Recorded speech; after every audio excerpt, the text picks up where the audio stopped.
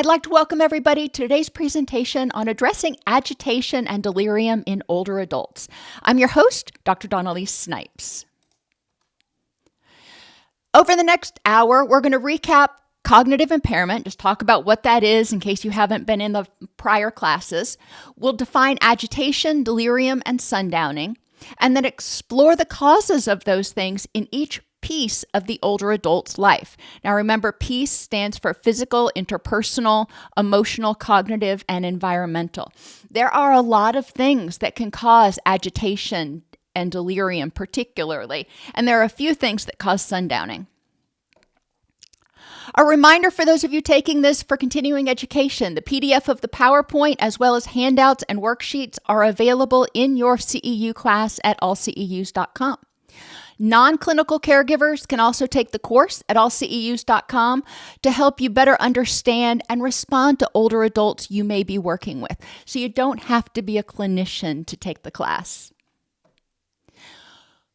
Let's start out by just recapping what is cognitive impairment. And remember, cognitive impairment has a range of symptoms, if you will.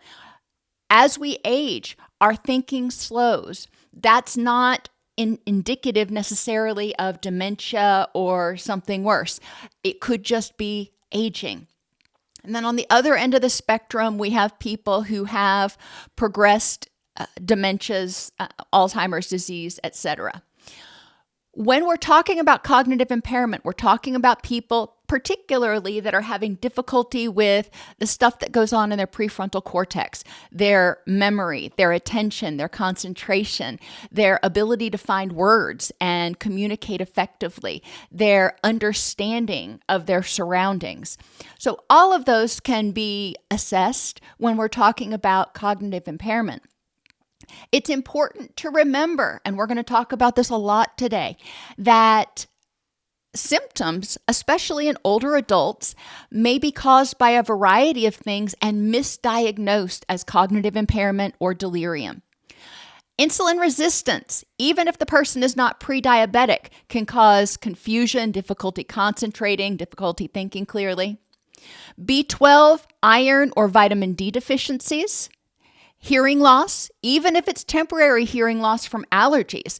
People may have really stuffy ears and they're not hearing you well, so they're giving you answers that don't quite make sense to what you asked them, or they're not hearing you at all and you're thinking they forgot. Well, it's not that they forgot. They never had the information to begin with.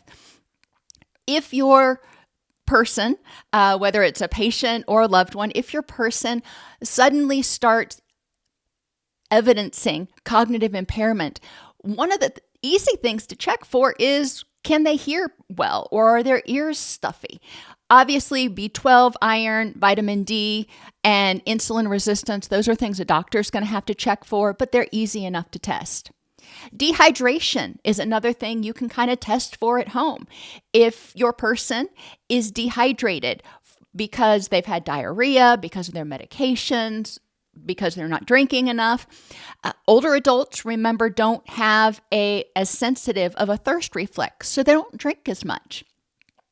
Likewise, if they've got urinary tract infections or if they're having difficulty with balance, they may not want to get up and go to the bathroom, so they may not drink because they don't want to have to pee. Paying attention to that. If you have them tent the skin on the back of their hands, if it snaps back, they're probably pretty well hydrated.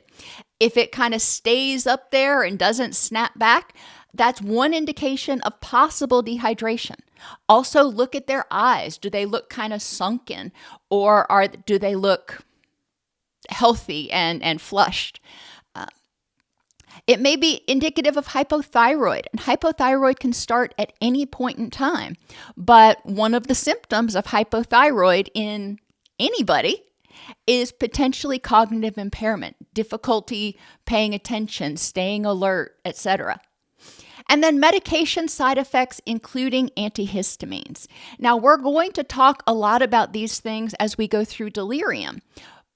However, it's important to understand and really advocate for the older adult who is experiencing cognitive symptoms or symptoms of delirium and agitation to figure out what is going on. What is the underlying cause?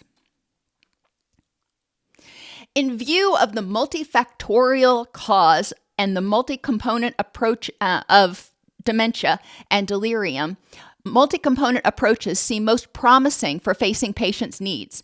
Pharmacological intervention, neither for prevention nor for treatment, has been proven effective unanimously.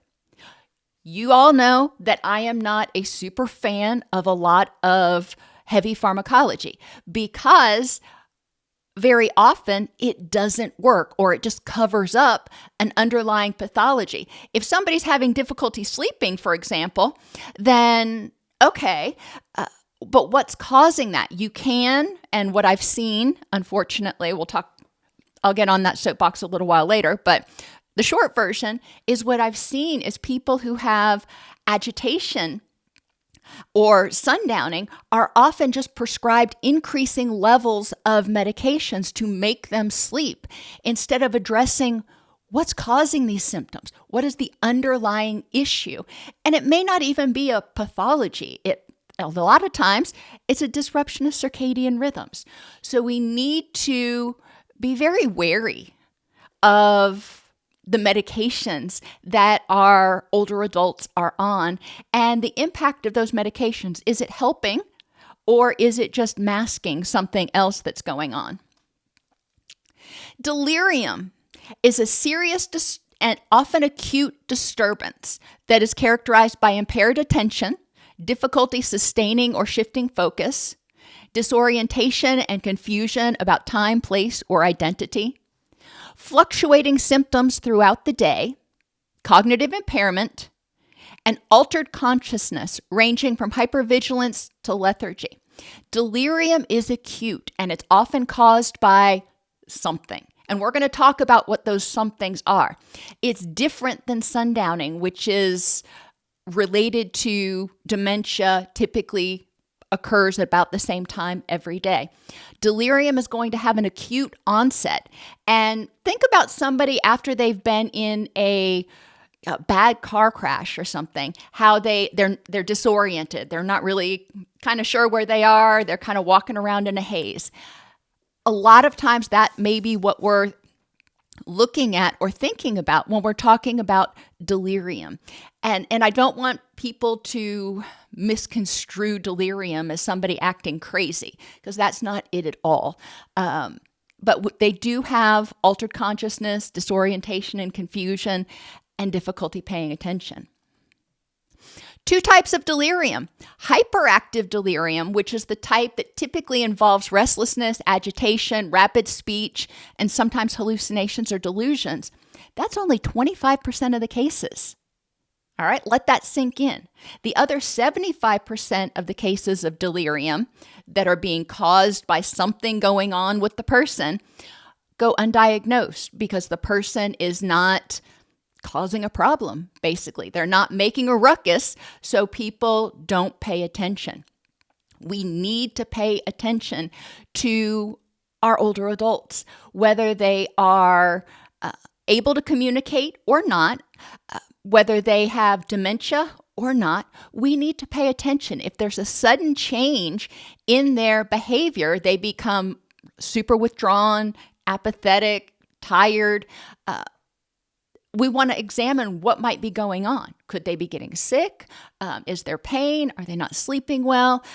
What is causing that change in presentation and behavior?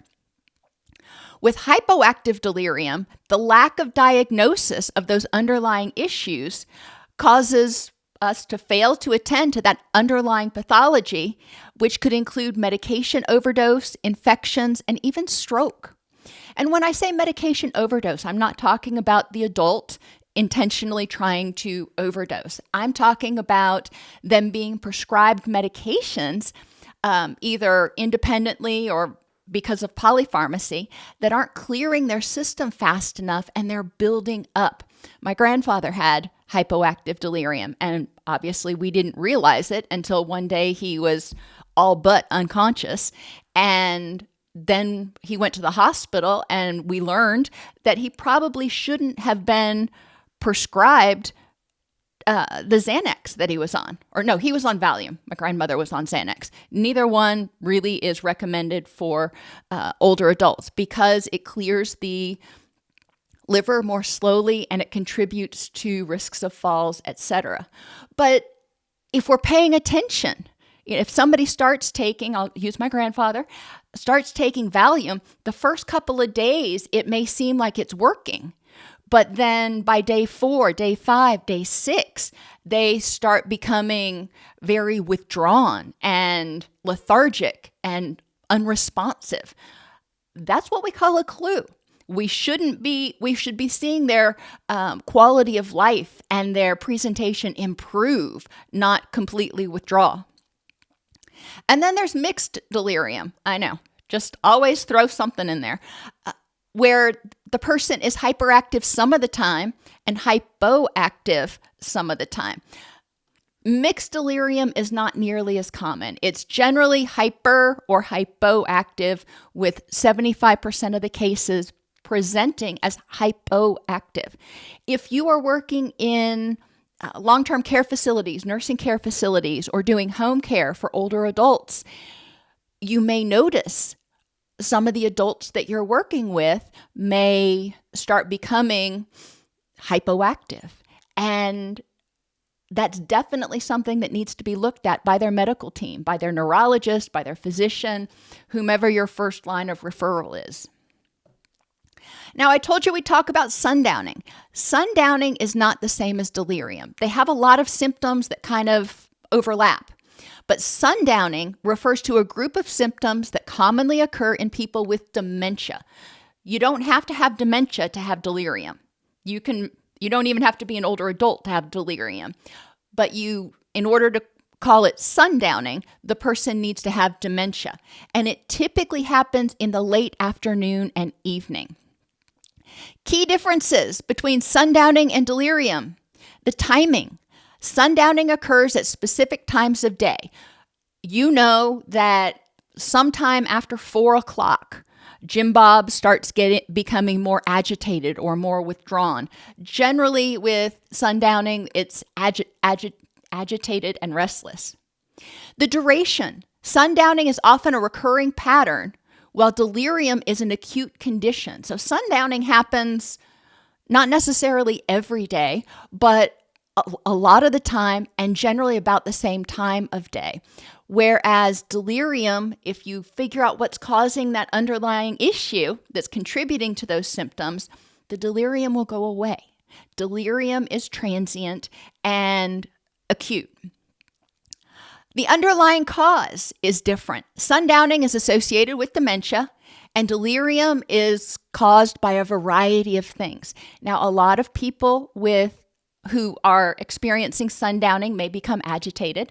A lot of people, 25% of the people who are experiencing delirium, may become agitated. And agitation is a lot of what we're focusing on today, because that tends to be what's considered a problematic behavior.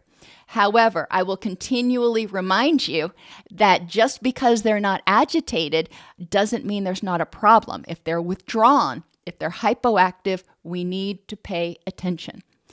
And finally, cognitive fluctuations. Delirium tends to cause more severe and rapid fluctuations in cognitive status, whereas sundowning is about the same. And it's not rapid, it's kind of a gradual onset as the person becomes more tired, as their circadian rhythms fail to do what they're kind of supposed to do. Sundowning. This deserved its own slide. Sundowning is strongly associated with disrupted circadian rhythms in patients with dementia. Dementia itself has been thought to do some things to disrupt circadian rhythms, so that's important to recognize. However, remember that circadian rhythms are set by light levels, temperature levels, and activity levels. When you're working with someone to help them stabilize their circadian rhythms, it needs to be bright during the day warmer during the day, cooler at night, darker at night, and ideally, they have the same couple of things that they do as their body is supposed to be secreting melatonin to kind of trigger that release. Eating dinner, taking a bath, and reading a book or watching TV or whatever it is they do. It doesn't have to be this huge production, but any sort of routine can help cue that person's biological rhythms that, hey, it's time to secrete melatonin and time to start getting ready for bed. People with dementia are at risk of increased risk of experiencing delirium. Remember, I said anybody can experience delirium. People who have lost a lot of blood, people who are intoxicated. There are a variety of things that can cause delirium, but people with dementia are at increased risk, especially during times of acute illness, hospitalization, or environmental changes. People with dementia have reduced cognitive reserve and cognitive flexibility. So when things change, it's much more stressful for them. And as a result, it can trigger a stronger cortisol response and throw things out of balance. It can further disrupt those circadian rhythms because they feel stressed and they're unable to relax. There's increased sympathetic dominance, especially in people with Alzheimer's and Lewy body dementia. What that means is their stress response is a lot stronger than their relaxation response. So when they get stressed, they tend to dysregulate more. And they have a harder time returning to baseline because their relaxation response is weaker and it's having a hard time competing with the stress response. Now, most older adults have some level of sympathetic dominance, but it's more pronounced in people with Alzheimer's and Lewy body dementia. Therefore, psychophysiological interventions like biofeedback to help strengthen vagal tone can be very helpful as an intervention, and we talked about that some last week. People with dementia have an increased susceptibility to infection and dehydration. As dementia progresses, their bodily signals kind of become disconnected and they don't realize they're thirsty. They don't remember to drink. They have more difficulty remembering how to maintain proper hygiene, whether that's washing their hands or toileting, which can lead to a lot of infections. And an increased risk of polypharmacy. A lot of older adults are on a lot of medications, and those medications interact. Some, they interact together and they play nice. A lot of them do not play nice together. So one of the things we want to look at is if there has been a change in our person's presentation, has their medication changed? If it hasn't, that doesn't necessarily mean that polypharmacy is not the case, because like we talked about last week, in Lewy body dementia, people who are on antipsychotics may over time become hypersensitive to those antipsychotic medications. And so their dose hasn't changed, but their sensitivity has, and that can contribute to symptoms of delirium. Now, I've divided this into addressable and preventable causes of delirium and agitation. The addressable ones are things that could occur and we may not be able to completely prevent. The preventable ones are ones that you can look at and go, yeah, the person shouldn't have been prescribed this medication. There's a black box warning not to give it to elderly people. So let's talk about the addressable causes. And we're going to go through the piece dimensions like I always do because I like that structure. Physically, if the person is having a stroke or transient ischemic attack, a mini stroke, that can cause symptoms of delirium. Remember the fast mnemonic: face, if one side of their face is droopy and the other side is not. If they raise their arms and one side of their body doesn't seem to be able to cooperate.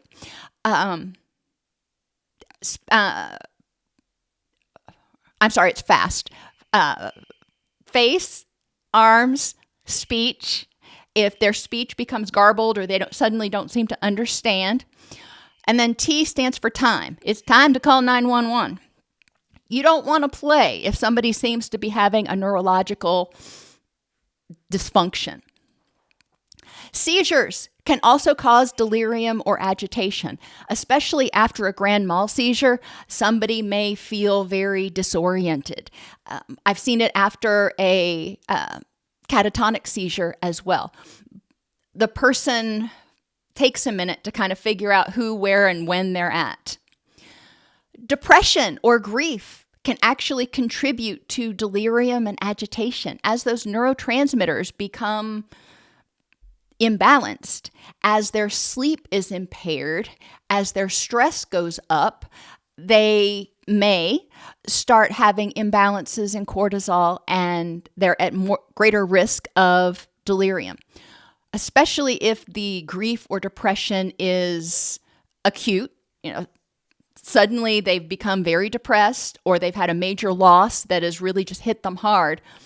They can start having symptoms of delirium. Schizophrenia or bipolar disorder. If somebody has this, they have this. They've probably had it since before they were an older adult, and it's something that just needs to be managed. It is important to recognize that Lewy body dementia causes an increased sensitivity to those antipsychotics, which can be evidenced by the development of delirium. I know I already said that, but some of these things, it's important enough to say 2, 3, 4 times. Pain can cause delirium. When people are in a lot of pain, or when they're on pain medications, but when they're in a lot of pain, it can make it harder for them to have good judgment. It can make it harder for them to be oriented to time and place and what's appropriate. It can cause agitation. Think about a time when you were in pain. I'm thinking like when I gave birth to my son. I was agitated, and it was really challenging. And I remember telling the anesthesiologist, I can't breathe. He said, you're talking, you can breathe. And I wanted to turn around and clock him. Obviously I didn't, but I was agitated. I was stressed. And agitation is a behavioral manifestation of stress. When people become agitated, it's often because they're in pain, they're confused, they're fearful of something. Infections, particularly in older adults, urinary tract infections and pneumonia. Any type of infection, but these 2 types of infection are very common in older adults. Older adults that have catheters may get more urinary tract infections. They may have pain from the catheter itself, and they may not realize that they're in pain and they feel grumpy. Or they may realize that they're in pain, but they don't want to be seeing that doctor. I know we're going through this with my husband's grandparents right now. They don't want to see doctors, and they will not tell you when they're in pain. They will not tell you when there's a problem. So you have to kind of guess based on their overt behaviors if there's something particularly wrong, and then try to figure out what it is. Dehydration. Dehydration can be caused due to medications they're taking and medications that are designed to address blood pressure, that are designed to address fluid retention. Well, those cause fluid loss. And so those can lead to dehydration. If they have diarrhea, some of the diabetes medications like metformin can cause diarrhea, or maybe they ate something that didn't agree with them and they've got diarrhea. They're probably not going to come out and announce, hey, y'all, I got diarrhea, so watch out for my hydration. But we need to be kind of aware of that.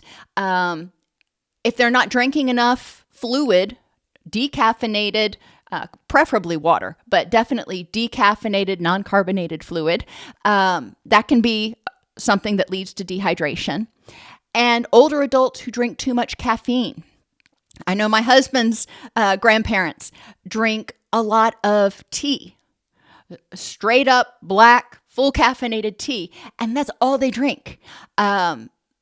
And they drink maybe, I say they drink a lot of it. They drink like 2 cups a day, but that's about the only thing they drink all day long. So yes, they're dehydrated. And that can be something to work with the physician, with the nursing staff, with the client to increase motivation and provide behavioral cues in the environment to help them remember to drink, maybe even setting an alarm, making sure that they have water bottles with clean water next to their chair, in the kitchen, next to their bed, wherever they might spend time. That way they can reach out and drink. Again, a lot of older adults, especially those that are struggling with balance issues, may be reticent to get up and get something to drink.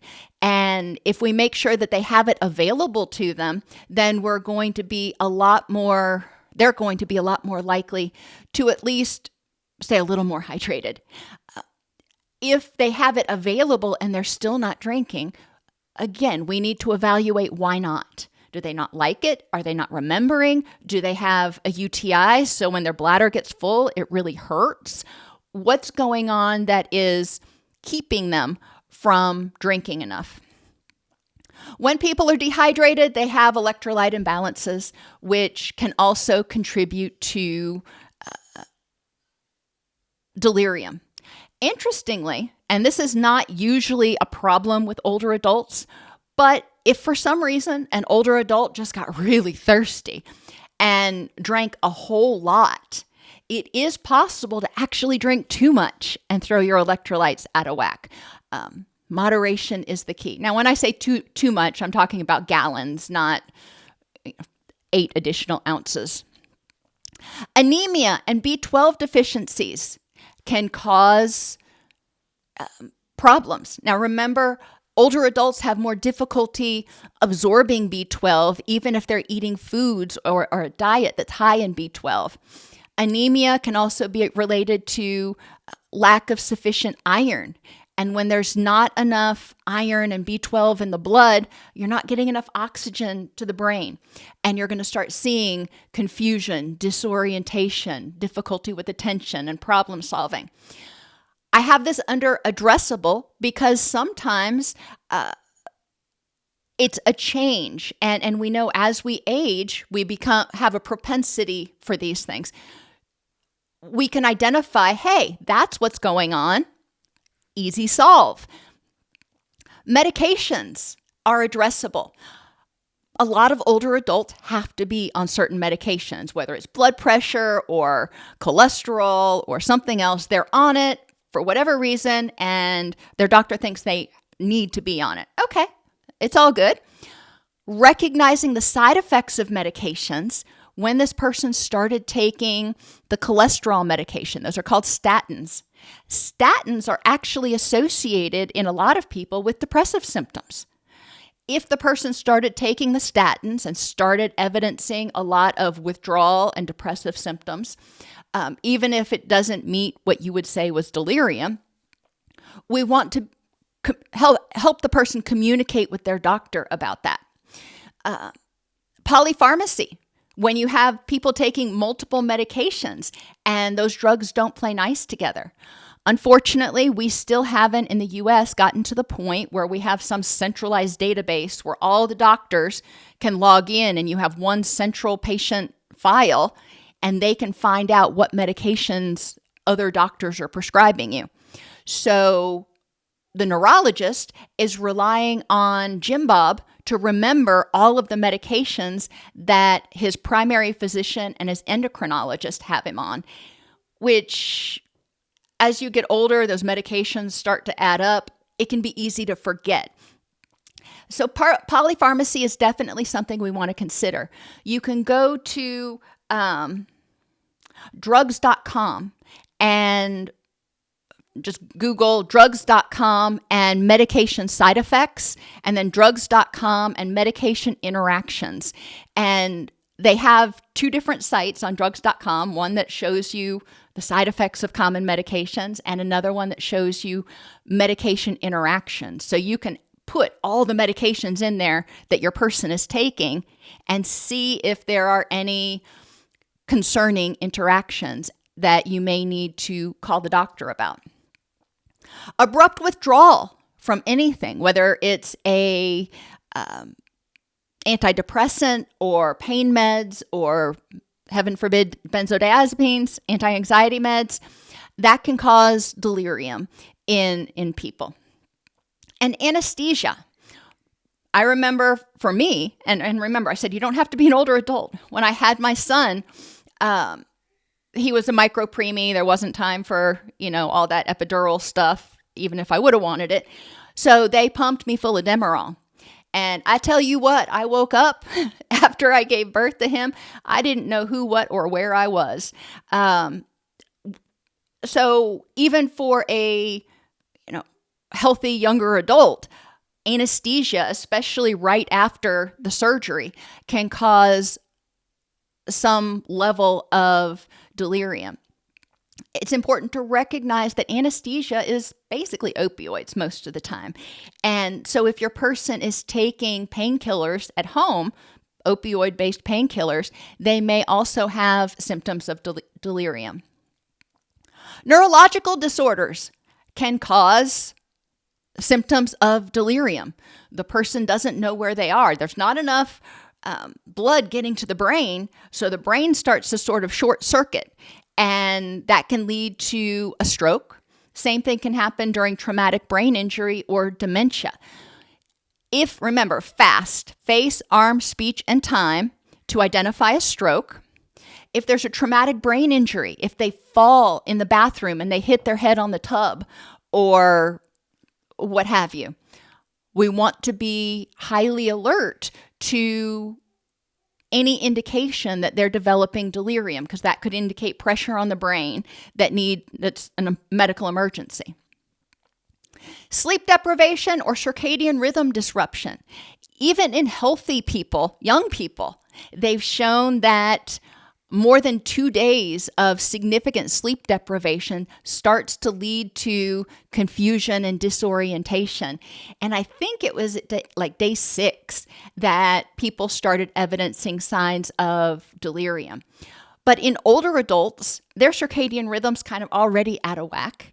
They're already have a higher propensity or a higher risk of delirium. And when they start experiencing sleep deprivation, it's sort of additive. Interpersonal causes of delirium and agitation.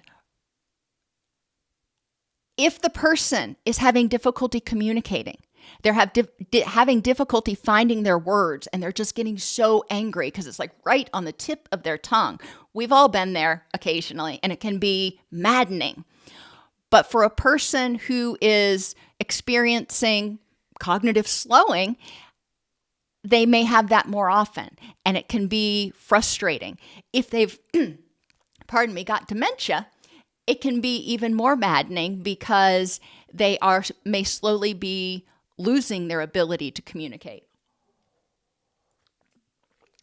Excuse me. Whether that be difficulty understanding what's being said or difficulty actually using words, and it just comes out as word salad.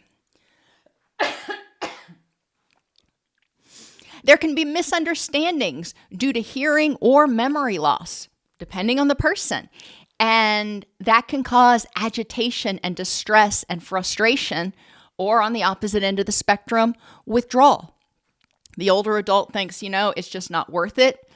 They are constantly irritable with me. I just don't want to engage. We need to pay attention if there's a change in their presentation. And again, let's look at the simplest things first. Is it hearing loss? Whether it is progressive hearing loss because of diabetes or something else, or it's temporary hearing loss because of allergies or a sinus infection, that's pretty easy to rule in or rule out. If they're starting to have confusion and memory loss, have they been evaluated for some form of dementia? Interpersonally, a lack of connection and meaning can also cause delirium as well as agitation. And again, both hyperactive and hypoactive delirium can be caused by alterations in interpersonal interaction. And one of the things that happens when people are either having adversarial interactions or they're withdrawing from interaction is a reduction in their oxytocin level. Oxytocin can cross the blood-brain barrier and improve cognitive, emotional, behavioral, and social functioning in people with autism spectrum disorder as well as schizophrenia. They have not yet tested it in dementia, and I don't know why. When you look at on PubMed at the amount of research that's been done on dementia compared to other things in the past 10 years, it's minuscule. It's heartbreaking. But oxytocin itself, whether you're talking about intranasally administered oxytocin, which you probably can't get for dementia or delirium right now, or just doing things to help the person increase their oxytocin levels. Oxytocin has anti-inflammatory effects, so it can help reduce any pain that may be happening. Anxiolytic effects, so it can help reduce anxiety and agitation.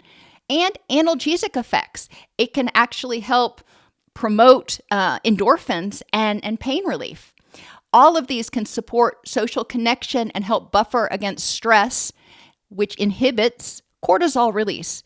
Cortisol is your main stress hormone. If that's pumping through your body, then you're not going to sleep as well. You're going to be on edge. You're going to tend to be more agitated. So oxytocin, by inhibiting cortisol release, can help people relax a little bit more and dysregulate a little bit less. Emotional causes: grief, remember, denial, anger, depression, acceptance. Grief has a lot of flavors to it, and it's not a linear process. And as we talked about several weeks ago, people who are aging, again, even if they don't have dementia, may start getting very grief-stricken about some of the losses they're experiencing or worried about experiencing in the near future. And that can cause disruption in sleep, which is one of the main things that it does. It causes increases in cortisol. It causes reductions in oxytocin. All of those can kind of combine to increase the propensity for delirium. Now, we can't prevent grief, but we can acknowledge it. We can validate it. We can help people work through it if they're ready to. Not my place to take away your grief. If you want to hold on to it for right now, that's I'm going to empower you to decide when you're ready to move to the next step. But once they're ready, we can help them.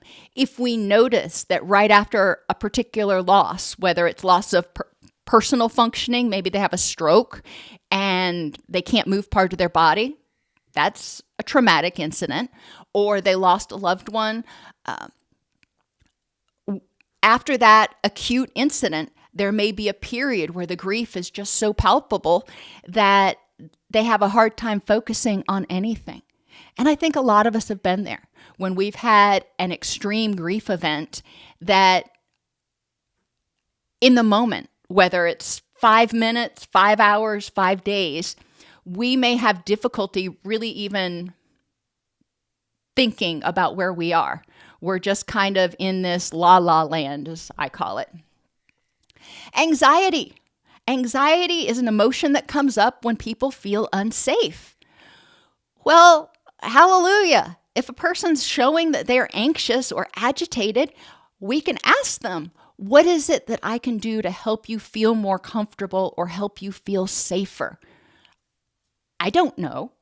I want to empower them to try to tell me, to try to communicate. And if they can't communicate, if they've got aphasia or something, it may be a little more difficult. But a lot of times, even people with aphasia, especially if they don't have problems understanding, they're having problems speaking. If you ask them yes or no questions, they can nod their head or blink their eyes to give you a response and really help you kind of narrow down what's going on.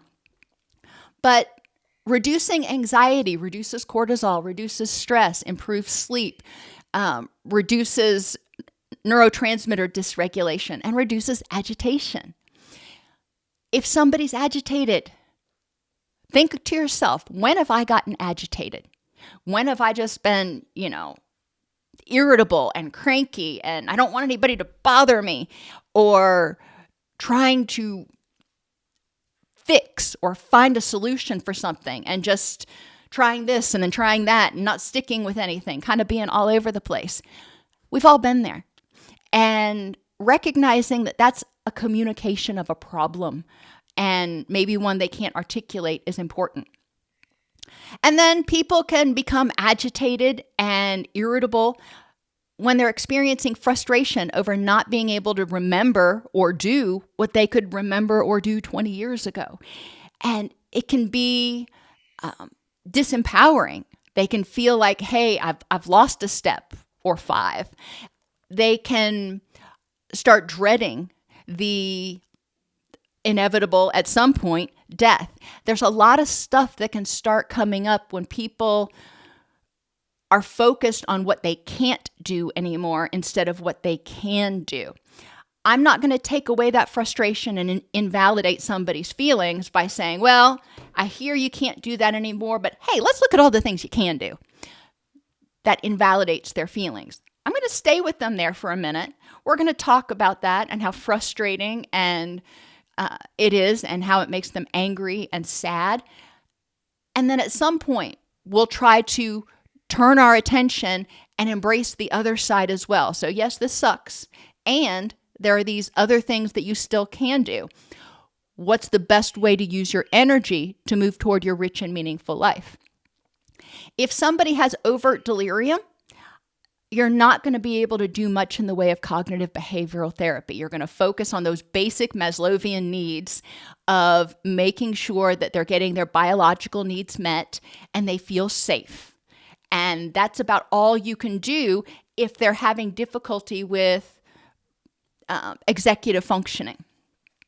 Once we've figured out what's causing the delirium and we can start stabilizing that and they start being able to access their wise mind, so to speak, then we will be able to start addressing some of these other things. But you need to be realistic. If somebody's not oriented to person, place, or time, using cognitive behavioral therapy doesn't make a lot of sense. We want to use empathy. We want to help them feel safe. We may even try to help them use biofeedback to downregulate a little bit. But we're probably not going to get into those thoughts until they're more stable. Cognitively, people can get agitated and develop irritability or withdrawal, again, if they can't find their words. Some people especially with dementia, may have these light switch moments in which certain times of year, maybe somebody's birthday, or maybe at 7:30 every morning when this person used to leave for work, the switch gets flipped on and they think they're supposed to go to work. Or on somebody's birthday, they remember that person. 363 other days of the year, they don't ever talk about them. But that one day, without prompting, all of a sudden they remember that person. I call those the light switch moments. Same thing for the person who thinks that they need to go to work every morning. A lot of times that lasts for a small period of time. They don't dwell on it all day long.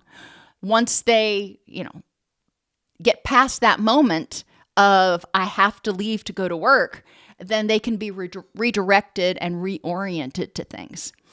Obviously, that's much more prominent in people with dementia and Alzheimer's. Hallucinations and delusions can be a side effect of fevers, can be a side effect of medications, can be a symptom of dementias. We want to be aware if the person thinks they're hearing or seeing things that we're not seeing or hearing, instead of trying to convince them that they're wrong, acknowledging that they saw a shadow or they saw something, and okay, what does that mean to you and how can I help you feel safe right now, is generally, especially in the moment, the best way to go. if they're having delusions, beliefs that somebody's trying to poison them or trying to hunt them, or maybe delusions of grandeur, they think they're God. Okay, we're not going to be able to rationalize with them that that's not accurate. So we want to help them figure out what they can do in order to be safe at the moment. If they are feeling like they are all that in a bag of chips, 10 foot tall and bulletproof, they can do anything they want, we have to try to figure out, okay, how can we help this person stay safe in this environment that we're in? And again, where did this delusion come from? Did it suddenly start? Is it does the person have a history of schizophrenia or depression with psychotic features? A lot of times it's going to be depression with psychotic features that, and we look back and we see this person's been depressed for a while. Unfortunately, it doesn't start getting noticed until they have some extreme symptoms. Environmental causes include sensory overload. Too much going on, whether it's family visitation or anything. It could be too much light, too much sound. Somebody comes in and they've got on a cologne that's too strong. It can cause agitation, and the person may or may not be able to communicate that to us. But if we notice that they start seeming overstimulated, as we used to say in my house, we can help them retreat to a different area and see if that helps. And a lot of times if they retreat maybe to their room or outside or somewhere quiet, if their behavior starts to improve, then we recognize, hey, that was probably some sensory thing. Now we just have to figure out what it was.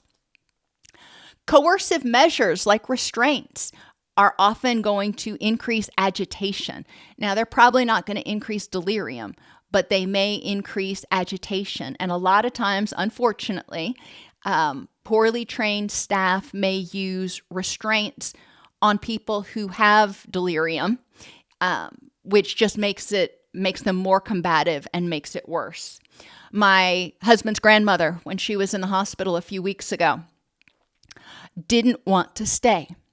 And should she have stayed for another couple of days? Probably. But she was tired of being poked and prodded, and she didn't want to stay. So she rips out her IVs and gets out of bed and starts demanding that her husband bring her clothes. And the nurses came in and injected her with some sedative that wasn't approved by the doctor, but in order to get her to settle down. Now, let's look at that. What was going on? Did she need to be injected? No. She felt like she wasn't being heard. She felt disempowered. She was feeling terrified. There were at least 5 different ways that could have been approached where she wouldn't have gotten to the point of becoming combative. If the person has room or facility changes, and by facility, I mean they go from living at home to living with their child, or from living at home to being in the hospital, or if they're in a long-term care facility, maybe they go from their room and then they're moved over to memory care, or they change rooms or they change roommates. That can be triggering for delirium, and they forget where they're at, especially if they move rooms. If they're in the ICU or hospitalized, hospitals have crappy circadian rhythms. Let's just call it what it is. The lights don't change. The temperature doesn't change. It's always cold. And there's very little interaction, very little cognitive stimulation, which is so important for older adults. There's a loss of familiar cues, like pictures of their family and whatever, that help them feel safe. And there's often limited sensory input, such as normal conversations, varied stimuli, and access to natural light. All of these things can disrupt circadian rhythms, can reduce cognitive stimulation, and can contribute to disorientation, delirium, depression, etc. Preventable causes, substance use or misuse, especially if they're using medications. If they're taking medications and they're still drinking, that may be their choice. However, we need to make sure that they understand, if they're still capable of making their own judgments, make sure that they understand the risks that they're taking. Substances interact with most medications. So generally, the rule is if you're on medications, probably shouldn't be drinking alcohol. But the American Geriatric Society Beers criteria, I know, what a weird name, are guidelines for healthcare professionals to help improve the safety of prescribing medications for older adults. We are not prescribers, but we will be working with patients who have generally multiple prescribers. Being aware of the medications that your person is on can help you potentially identify some medication interactions or problems. The criteria include 5 lists of medications that should be avoided, used with caution, dosed differently based on the patient's age, health conditions, and kidney function. I'm going to go through, and I know I said we're not prescribers, but let's go through some of these medications that can cause delirium and agitation. Antipsychotics like Haldol or haloperidol block dopamine receptors, which can exacerbate Parkinsonism and other symptoms, including delirium, agitation, confusion, etc. Antipsychotics with strong anticholinergic properties can worsen cognitive impairment and autonomic dysfunction, which means they have more problems with hypotension. Their blood pressure drops as soon as they stand up and they get dizzy and they're at risk of falls. Some of these antipsychotics with strong anticholinergic properties include Zyprexa, Thorazine, and Clozaril. Unfortunately, these medications are often prescribed for agitation, sleeplessness, or anxiety. And there's a lot of argument, again, about whether that's more helpful or more hurtful in the long term, because we're not addressing what's causing their agitation, sleeplessness, and anxiety. We're just doping them up and using chemical restraints. Atypical antipsychotics. The FDA has issued warnings regarding increased risk of strokes, transient ischemic attacks, and mortality in older patients with dementia treated with atypical antipsychotics. Seroquel is one of them. A lot of these medications are really not recommended for older adults. Dehydration can be caused by loop diuretics for somebody maybe who has kidney failure, and ACE inhibitors, which are used for blood pressure. Sedation can be caused by benzodiazepines, barbiturates, and opioids. Now, sedation's a problem because when we're sedated, on a lot of those medications, they have a warning that you're not supposed to drive or operate heavy machinery, etc. Well, older adults, whatever the younger adult feels is generally intensified in the older adult. It can increase the risk of falls, confusion, disorientation, forgetfulness. Maybe they take their medication twice because they forgot if they took it. Now, it's interesting. Some medications are what they call lipophilic. And when you take them, they can get stored in your fat cells. And so with medications like benzodiazepines, you can see symptoms of delirium in people who take the benzos and they are feeling disoriented and loopy, as my grandmother would say, when they're withdrawing from the benzodiazepines. As the benzo is leaving their system, the system doesn't naturally keep up quite as well. So there's a period during that withdrawal period where anxiety goes up, agitation goes up, restlessness goes up. And if the person was taking benzos when they were, say, 150 pounds, and they've gotten sick recently and they've dropped 15 pounds, you may actually see some protracted withdrawal as the benzos that were stored in the fat tissue actually get released into the system. We see that with marijuana too, but that's a different presentation. Therefore, if we start seeing somebody, even if they're not actively taking benzos right now, seeming to become more agitated, if they have a history of taking benzodiazepines, even as prescribed, we need to consider whether their symptoms may be caused by release of some of that or an imbalance caused by either taking or withdrawing from the benzo. Medications with strong anticholinergic effects, particularly antihistamines, can cause delirium in older adults in order from least to most anticholinergic. So when you're looking at the top 4 or most intense 4, it's the least anticholinergic of the 4, but it is, way at the top of the list. Diphenhydramine, that's Benadryl. So your older adults who are taking diphenhydramine are at much greater risk of dementia and confusion and disorientation, difficulty with balance. Loratadine, it's another very common over-the-counter antihistamine that a lot of people are on. And then desloratadine, which goes by the name brand Clarinex, has even stronger anticholinergic effects. And finally, Phenergan, which I've seen, but it's not nearly as popular as the other 3. But your older adults who are living independently or even who are in an assisted living facility may be on antihistamines, and those antihistamines may be contributing to their cognitive issues, their agitation, their restlessness. Sleep aids typically are antihistamines. They're just relabeled. And certain antidepressants, especially paroxetine or brand name Paxil, is known to have really strong anticholinergic effects.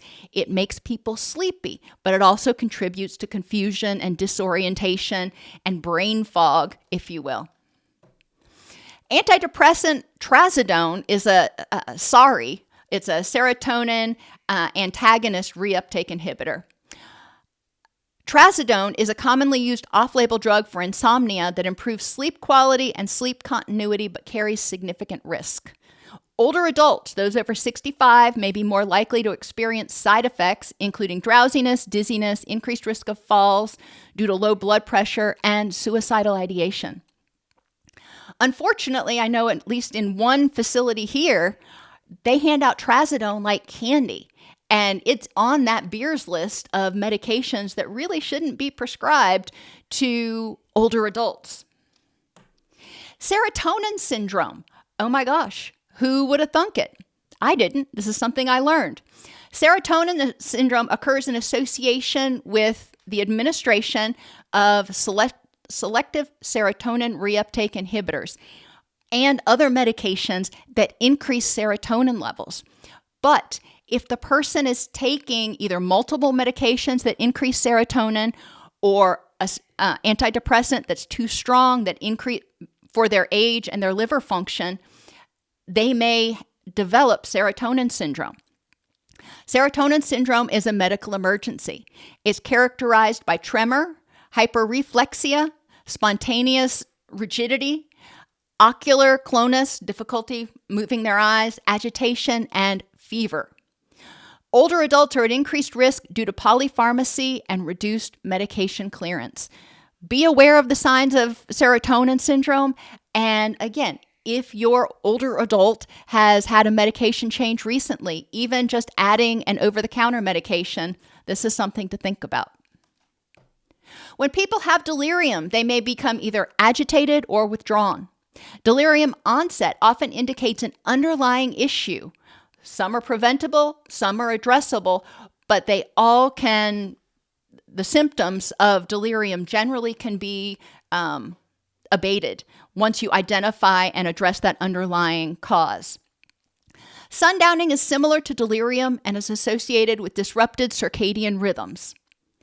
Paying attention to the person's presentation on a day-to-day basis, noting changes in behavior, and exploring the causes of those behavioral changes is essential. As I said, even for people, older adults who can communicate well, they may not want to tell you that they're in pain or that they're sick because they don't want to go to the doctor.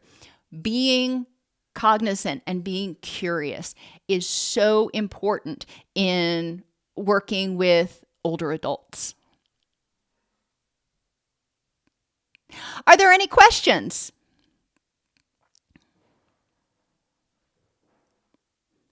Thank you, Shade Viking. I really appreciate you watching the channel, and I'm glad the resources are helpful to you. Hello, Ty. Hello, Rupa. Rajni, I really don't know much about clinical hypnotherapy. Danny, you are so right. Hypothyroid, I have it too.